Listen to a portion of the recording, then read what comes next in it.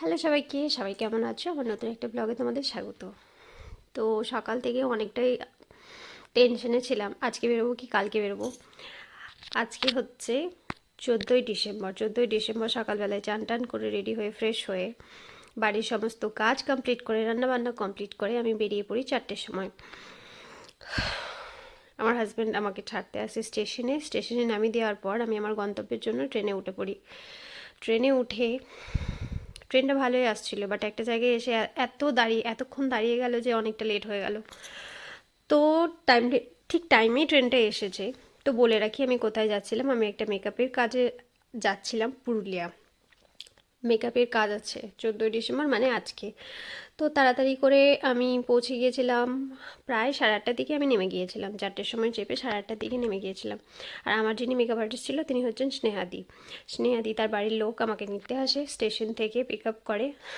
Pick up করার পর ওনার গাড়িতে চেপে আমি স্নেহাদির বাড়িতে আসি। স্নেহাদির বাড়িতে এসে একটু রেস্ট করি, একটু কফি খাই। তারপরে অনেক রাত হয়ে গেছিলো যেহেতু, তাই স্নেহাদি বললো তুই ডিনারটাও করে নে। তারপর ডিনার করে নেওয়ার পরে আমি কিছুক্ষণ গল্প করার পরে শুতে চলে আসি, যেহেতু কালকে ভোরে ওঠা আছে। কালকে ব্লগটা তোমাদের সাথে শেয়ার করব, তোমরা দেখো। ভালো লাগলে কেমন লাগছে আমার ব্লগগুলো আমি অনেক দিন তোমাদের সাথে আপডেট শেয়ার করতে পারিনি, তার কারণটাও আমি তোমাদের পরের ব্লগে বলবো কেন আমি কদিন কিছু শেয়ার করতে পারিনি। তো আমার ব্লগ দেখো, ভালোবাসা দিও, আর কেমন লাগলো জানিও। আর আমি এসেছিলাম বলতে পুরুলিয়া, কিন্তু আমার শ্যুট আছে ঝালদাতে, মানে এখান থেকে এখনও 1.5 ঘন্টা মতন রাস্তা। তো আজকের দিনটা আমি এখানে স্টে করে কালকে সকালে আবার বেরোবো। কালকে পুরোটা তোমাদের সাথে শেয়ার করব। তোমরা সাথে থেকো, ভালোবাসা দিও এরকমভাবেই।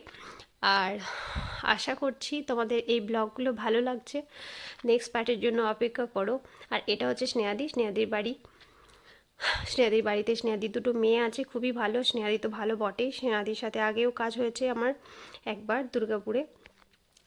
তো আজকে এই পর্যন্তই তোমাদের সাথে শেয়ার করলাম, পরে তোমাদের সাথে পুরোটা আবার শেয়ার করব। ভালো থেকো, সুস্থ থেকো, আমার ব্লগ দেখো।